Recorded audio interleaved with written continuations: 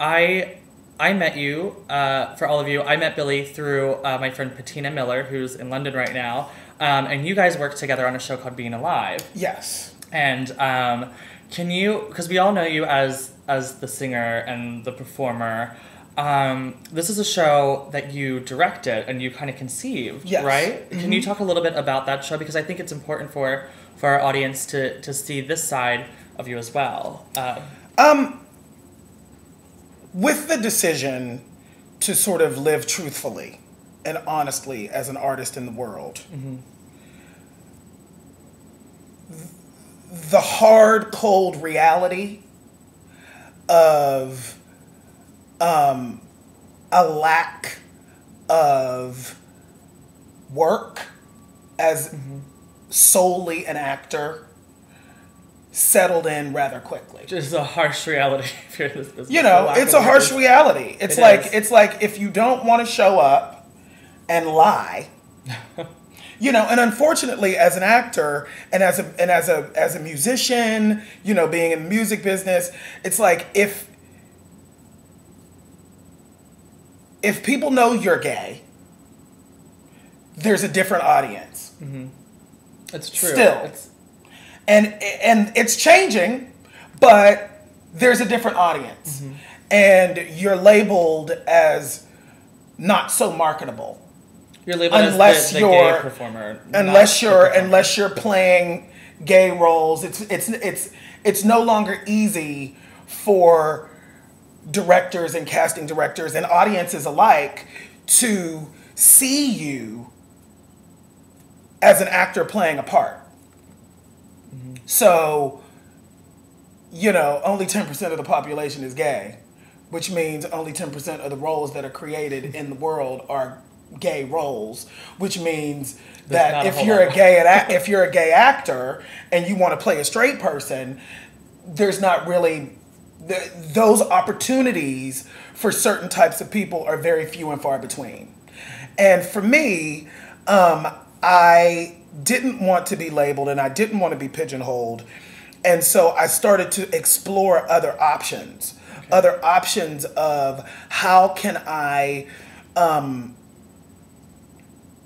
get in the driver's seat and begin to create and produce the kind of work that I'm frustrated as an actor and as a performer from not seeing.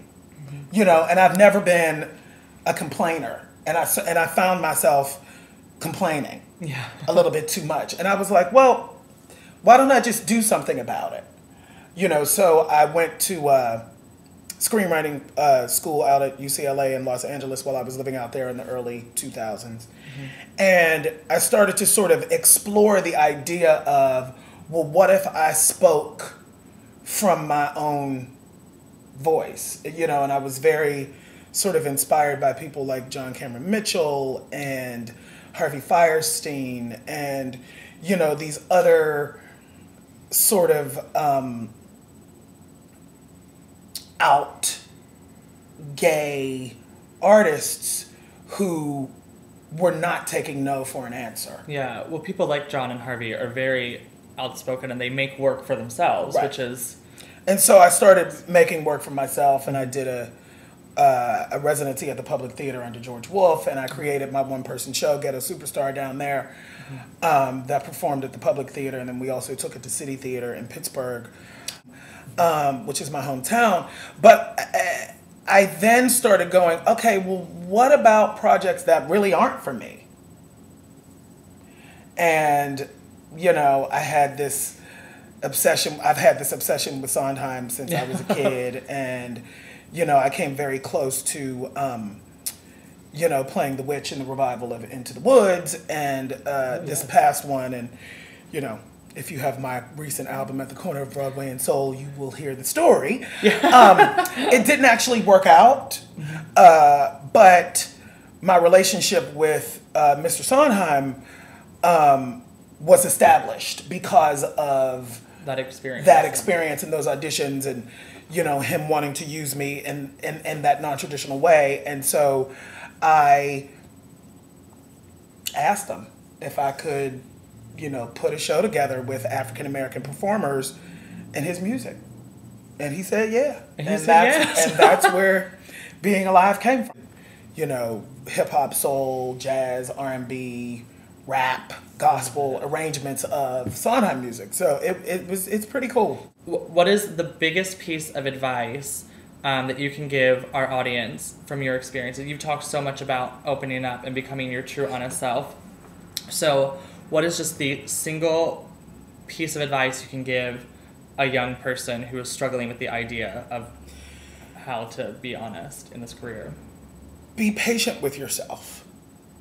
It's a learning process. You can't know everything at the start of the journey. It's revealed as time goes by, as time moves on. I'm in my 40th year. I'm going to be 40 this year. Well, happy birthday. And thank you.